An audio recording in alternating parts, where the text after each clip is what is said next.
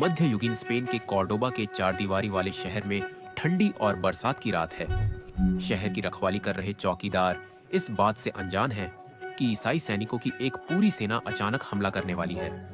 एक ही रात में वे पूरे शहर पर कब्जा कर लेते हैं और मुस्लिम शासन को खत्म कर देते हैं। पूरे देश में मुस्लिम शहरों पर ईसाइयों द्वारा कब्जा किया जा रहा था, लेकिन इन सब के बीच एक शहर अजेय रहा, ग्रेनेडा। अपनी रणनीतिक स्थिति और विशाल अल्हम्ब्रा पैलेस की बदौलत शहर सुरक्षित रहा और यह अगले 200 वर्षों तक अछूता रहा। आज भी अल्हम्ब्रा पैलेस वास्तुकला के सबसे खूबसूरत टुकड़ों में से एक है। लेकिन जैसे ही आप आलीशान आंगनों और गलियारों से गुजरते हैं, आपको कुछ और भी खास दिखाई देने लगता है। पानी महल के बीच से होकर मध्ययुगीन पाइपों और चैनलों का एक मनमोहक नेटवर्क गुजरता है, जो पानी को जीवंत उद्यानों, थर्मल बाथ और खूबसूरत फव्वारों तक ले जाता है। इसे पूरा करने के लिए आवश्यक इंजीनियरिंग आश्चर्यजनक थी और इसने महल को अंडरफ्लोर हीटिंग और फव्वारे जैसी चीजें दी जो समय बता सकती थी। इस अविश्वसनीय प्रणाली ने महल को ठंडा भी रखा और सैकड़ों वर्षों तक आसपास की प्रकृति में जीवन लाया। हमने आपको यह दिखाने के लिए पूरी चीज का मॉडल बनाया कि यह सब कैसे काम करता है। जब ग्रेनेडा के शासक ने महल का निर्माण करवाया, तो इंजीनियरों के सामने एक बड़ी समस्या थी। पहाड़ी ग्रेनेडा की मुख्य नदी से लगभग 200 मीटर ऊपर थी और महल तक पानी पहुंचाना एक बड़ी चुनौती होगी। और इसीलिए वे नदी के साथ 6 किलोमीटर ऊपर की ओर एक ऐसे बिंदु पर पहुंचे जो महल से काफी ऊंचा था। यहां से उन्होंने नदी पर बांध बनाया और इसे रॉयल कैनाल के नाम से जाने जाने वाले एक नए चैनल में पुनर्निर्देशित करना शुरू किया। सावधानी पूर्वक योजना के साथ यह बहुत ही उथली ढलान को बनाए रखते हुए कठिन इलाके से अपना रास्ता बनाता हुआ महल के ठीक बाहर पहुंच गया। यह बहुत बड़ा काम था, लेकिन यह केवल शुरुआत थी। इसे दूर करने के लिए इंजीनियरों ने महल से बहुत अधिक ऊंचाई पर एक बड़ा तालाब खोदना शुरू किया। इसके नीचे रॉयल कैनाल का पानी एक भूमिगत पाइप में बहता था और तालाब से 60 मीटर नीचे एक कुएं में इकट्ठा होता था।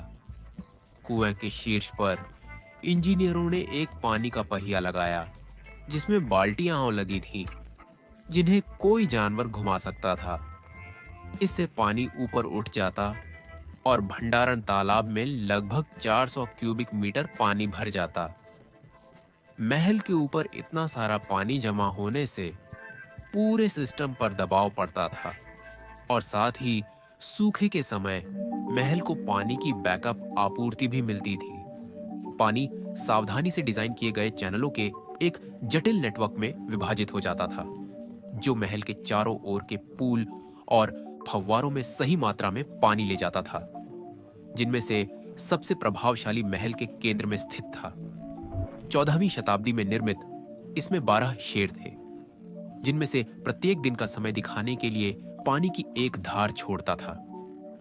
फाउंटेन के केंद्र में बड़े कटोरे में 12 छेद थे, जो बहुत ही विशिष्ट ऊंचाई पर रखे गए थे, जिनमें से प्रत्येक आंतरिक पाइपों की एक श्रृंखला के माध्यम से एक शेर तक जाता था। एक केंद्रीय पाइप धीमी और निरंतर दर से कटोरे को भरता था, जिससे पानी का स्तर बढ़ता था और एक एक करके शेर सक्रिय होते थे। छेदों की गणना इतनी सटीक रूप से की गई थी और आपूर्ति इतनी स्थिर थी कि अगले छेद तक पहुंचने में ठीक 1 घंटा लगेगा। 12 घंटे के बाद कटोरा पानी से भर जाएगा और कटोरे के अंदर एक चतुर साइफन सिस्टम को स्वाभाविक रूप से रीसेट कर देगा। जैसे ही कटोरे के अंदर का पानी ऊपर उठने लगा, वैसे ही साइफन में पानी भी बढ़ने लगा। साइफन के शीर्ष पर पहुंचने के बाद यह मुड़ जाएगा और ड्रेनेज पाइप से नीचे गिरने लगेगा। इस बिंदु पर एक सील बनाई गई थी और गिरते पानी की जगह कोई हवा अंदर नहीं जा सकती थी।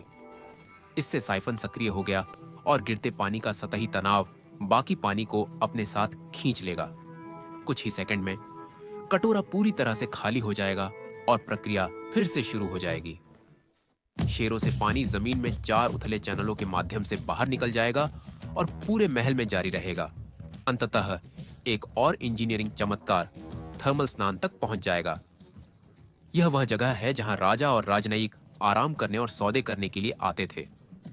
इसमें एक ठंडा प्लंज पूल, गर्म फर्श वाला एक गर्म कमरा और एक भाप कमरा था। पानी भूमिगत एक नियंत्रण कक्ष में प्रवेश करता था और एक तांबे के बॉयलर से गुजरता था जिसे लकड़ी जलाकर गर्म किया जाता था। यहां से पानी पाइपों के माध्यम से स्नान के चारों ओर विभिन्न फव्वारों और शावर में बहता था।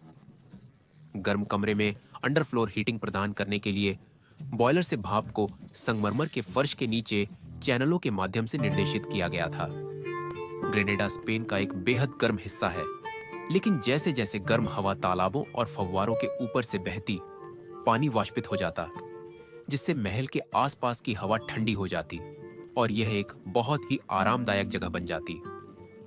पानी महल से होते हुए पूरे रास्ते चलता रहा जब तक कि यह महल के पश्चिमी हिस्से तक नहीं पहुंच गया जहां सैनिक रहते थे। इसे महल के बाकी हिस्सों से थोड़ा ऊंचा बनाया गया था और इसीलिए पानी को वहां पहुंचने के लिए अंतिम 6 मीटर की चढ़ाई करनी पड़ी। हमने देखा कि पानी को ऊपर उठाने के लिए पानी के पहियों का उपयोग कैसे किया जाता था, लेकिन इस हिस्से के लिए वे कुछ और अधिक प्रभावशाली लेकर आए। यह एक विशेष उपकरण था जिसके लिए पानी के पहिए, जानवरों या किसी बाहरी शक्ति की आवश्यकता नहीं थी। यहां बताया गया है कि यह कैसे काम करता है। सिस्टम से पानी नीचे एक छेद वाले कंटेनर में बहता था जो नीचे दूसरे कंटेनर में जाता था। जैसे ही पानी पाइप के माध्यम से नीचे जाता था, शीर्ष कंटेनर में एक भंवर बन जाता था। भंवर के केंद्र में एक कम दबाव वाला क्षेत्र बनता था जो हवा को नीचे की ओर खींचता था और नीचे कंटेनर में ले जाता था।